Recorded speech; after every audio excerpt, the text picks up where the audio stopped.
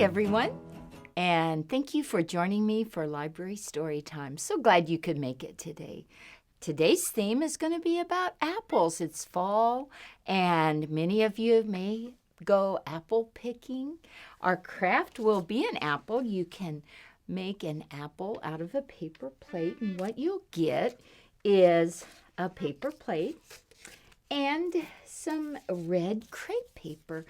Now you can scrunch it up and glue it on to make your apple kind of stand out.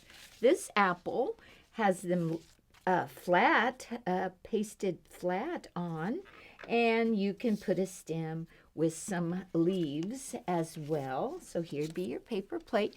You can glue on a stem and then glue on some leaves and fill in the red with your fluffy red crepe paper, and you'll have your very own apple.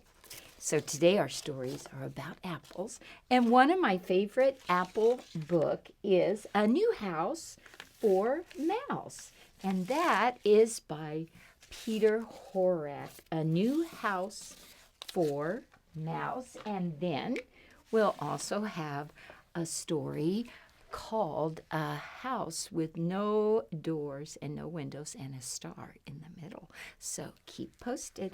Our first book is A New House for Mouse by Peter Horak. And here's Little Mouse. So look carefully at Little Mouse. Little Mouse is in its house with a bed and a water jug. So keep that in mind because this will be important at the end of the story. A New House for Mouse, and look at that big juicy apple. One day a little mouse looked out of the tiny hole where she lived and saw a big apple. I would like that apple to eat, said Little Mouse. I must bring it inside.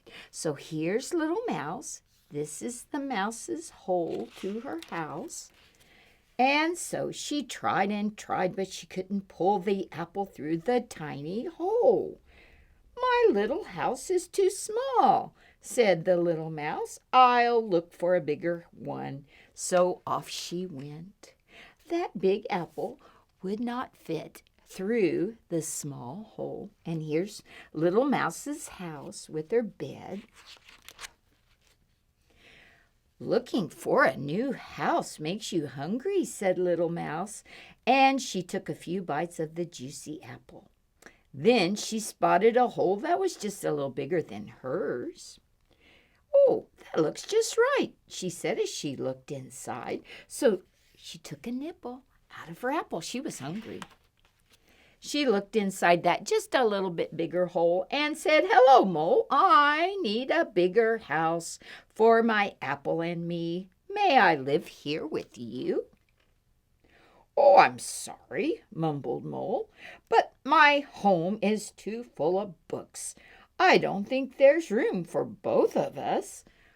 Oh, said Little Mouse, I'll keep looking. Soon Little Mouse felt hungry again, and so she took a few more nibbles from the apple. Then she spotted a hole that was a little bit bigger than Mole's. Oh, that's just right for my apple and me, she said. She looked in the hole and said, Hello, hello, who's there? Hi, Rabbit. I'm looking for a bigger house for my apple and me. May I live here with you? Oh, I'm sorry, twittered Rabbit, but my home is too full of cabbage. I don't think there is room for both of us. Oh, perhaps not, said Little Mouse. Thank you. And off Little Mouse went to hunt for a home.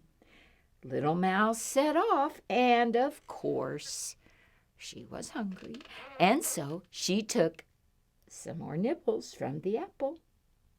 Then she spotted another hole that was just a little bigger than Rabbit's.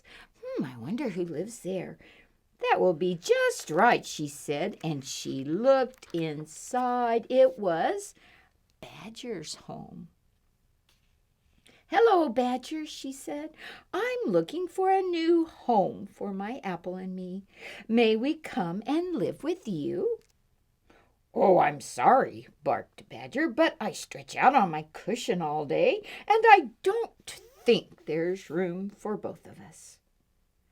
"Oh, okay, thank you." And off went little Mouse, looking for a home for herself and her apple. She was hungry, so she took more nibbles from the apple. Soon she came upon a hill, and there was a great big hole. "Oh, that's surely big enough for my apple and me. Hello, hello, is anybody there?" she shouted. "Oh, hello, little Mouse," growled Bear. "Why don't you come and live here with me?" But the little mouse was frightened. She said, "Oh, no, thank you. And I think the cave is too small for you and me and my apple. So thank you." And off she ran. She ran and she ran. She felt very tired now, but pulling the apple seemed easier. Suddenly she saw a tiny hole. "Oh, that looks perfect," she squeaked.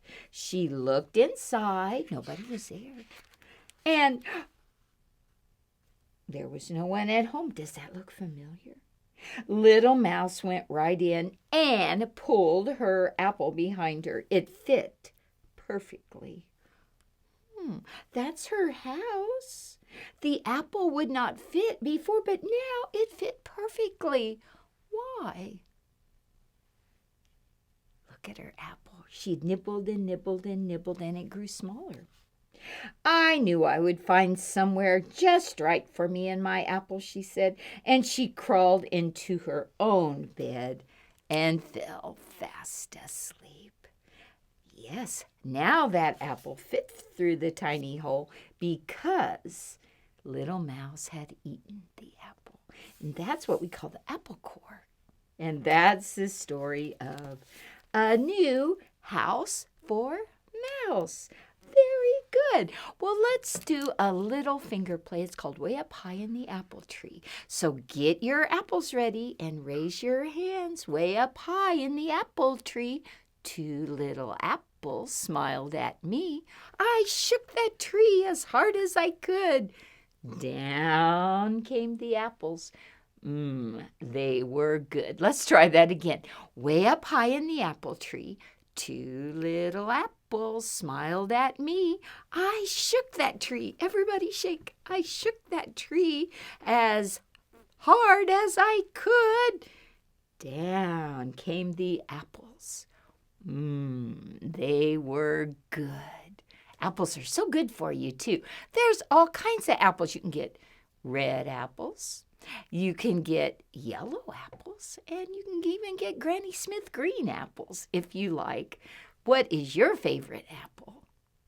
Well, let's have a story now with some of our puppet friends that have come to join me.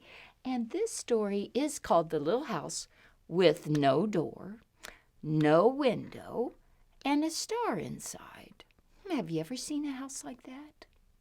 A house with no door, no window, and a star inside. And, oh, I forgot to tell you, it's a little red house too. Well, the story goes like this. One day, a little boy was playing. Now, this little boy loved to play, and he liked to play games and draw and color. But one day he had done all that, and he said, "Mother, do you have any ideas for me? I would like to do something different. What do you think?" And Mother said, "Well, why don't you hunt for this special little red house? It's a red house, and it has no doors, no windows, and it has a star inside. You want to go look for that? That would be something fun to do. You go look for that little red house with no doors, no windows, and a star inside. And when you find it, bring it back. I'd like to see it." And so the little boy said, "Thank you," and off he went down the lane and down the road to hunt for a little red house with no doors, no windows, and a star in the middle. Soon he came upon a little girl who was singing and dancing in the lane. "Hello," said the little boy. "I'm looking for a little red house with no windows, no doors, and a star in the middle. Do you know where I could find that?" And that little girl said, "No, I've never heard of such a thing. But if you go ask my father, he's a farmer and he knows lots of things, and perhaps he can help you." "Oh, thank you." And so that young boy went down through the pasture and down the road till he came to a barn, and there at the barn was Farmer. So the little boy said to the farmer, "Hello, sir. I'm looking for a little red house. It's different because this red house has no doors, no window, and it has a star inside." "Oh," said the farmer, "well, I'd like to know a house like that too. I've never heard of such. But if you ask a grandmother, she's very wise. She knows many, many things. Perhaps she can help you." "Oh, thank you." And so off went the young boy till he came to grandmother's house, and there sat grandmother on the porch knitting a beautiful scarf. "Grandmother, hello. I have a question for you." And grandmother said, "How may I help you?" "Well, I'm looking for a little red house. It has no doors, no windows, and it has a star in the middle." And grandmother said, "Oh, I would like to know where that house was. I have no idea, but if you ask the wind goes everywhere, and the wind sees everything. I'm sure the wind could help you." "Oh, grandmother, thank you very much. Thank you." And off went the little boy until he heard the wind blowing. The wind went, "Ooh, ooh," and the little boy thought it said, "Follow me, follow me." And the little boy ran up the hill. The wind said, "Follow me, follow me." And the wind took the little boy up the hill to an orchard. And there, on the ground, was apples. And the little boy said, "I think I found it." Have you guessed it too? It's an apple. It's all red. It has no doors and has no windows. I don't know about a star. I can't see inside, but I'm going to take it back to Mother. And so, thank you, wind. The little boy ran down the hill and down the lane and got home and showed the apple to his mother. "Mother, look, here is a red house. It has no doors. It has no windows, but you said there was a star inside." And so Mother said, "Oh, let me show you." And so Mother took the apple and laid it down. Now, very carefully, she took her knife and she cut the apple in two, like this, and said, "Now I want you to see the star that is inside the apple." And of course it's a star. You see the apple seeds, and if you look very carefully, you can see that there is a star inside. And the little boy said, "I can see a star inside." Oh, it's an apple. How fun was that? And kids, that's the story of the little red house with no doors and no windows and a star in the middle. You can do this. Get you an apple, and you want to cut it horizontal, and you'll find a star inside. But ask your parents to help because you'll need a knife to cut it. So ask an adult to help you, and then you can see more clearly that there is a star inside. So thank you so much for joining me. Don't forget that our craft will be an apple that you can come in and put crepe paper. You can either puff it up or you can lay it flat, and you'll have a stem and leaves, and you can make your very own apple. So thank you for joining me today. Have a great rest of your day. Thank you. Bye-bye.